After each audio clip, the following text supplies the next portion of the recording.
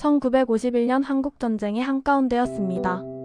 전선의 소리는 고요한 적이 없었습니다. 포탄이 터지고 울부짖음이 퍼졌습니다. 어린 병사와 아이들까지 쓰러져 갔습니다. 그런데 그 전쟁 속으로 총과 무기가 아닌 메스와 붕대를 든 사람들이 도착했습니다. 그들은 노르웨이의 의료진이었습니다. 그 이름은 노메시. 노르웨이 이동외과 병원. 한국은 그들에게 먼 나라였습니다. 한국에 대해 아는 것이라고는 지도 속의 작은 반도 멀고 낯선 이름뿐이었습니다. 하지만 한국전쟁이 시작되자 그들은 고민하지 않았습니다. 고통 속에 있는 사람들을 돕기 위해 전선으로 들어가기로 결심했습니다. 첫날부터 의료진은 충격을 받았습니다. 끝없이 실려오는 부상병들, 심각한 고엽상, 창상, 동상과 탈수와 영양실조 폭격으로 부상을 입은 어린아이들까지 의료진은 멈출 수 없었습니다. 어느 날 나이보다 더 작아 보이는 어린 소년이 들것에 실려왔습니다. 다리에 큰 파편을 맞은 상태였습니다. 소년은 의사에게 조용히 말했습니다. 괜찮습니다. 대신 제 동생부터 치료해주세요. 그 아이는 책임감이 너무 무거웠습니다. 자신의 고통보다 가족을 먼저 생각했습니다. 의료진은 눈물을 삼키며 치료를 진행했습니다. 그날 소년과 동생은 모두 살아났습니다. 의료진은 그 순간 우리가 해야 할 이유를 다시 깨달았습니다. 매일같이 전쟁은 사람들의 생명을 앗아갔습니다. 부상자는 하루 평균 200명 이상이었습니다.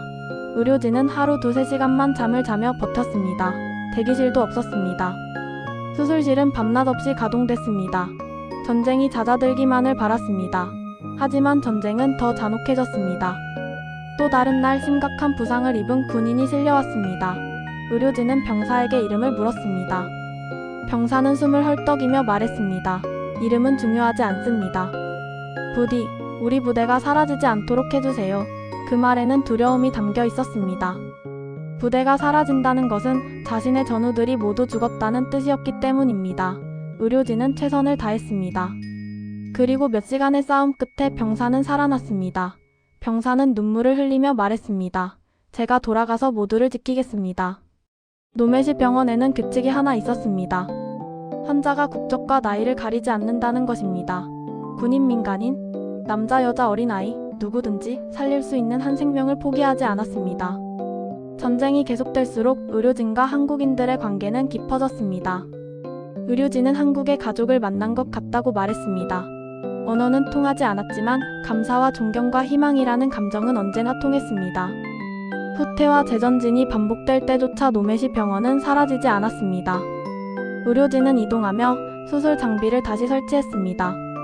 전쟁터 가까이에 있어야 그만큼 더 많은 생명을 구할 수 있기 때문이었습니다. 노메시 의료진이 한국에 머문 3년 동안 그들은 총 9만 명 이상의 부상자를 치료했습니다.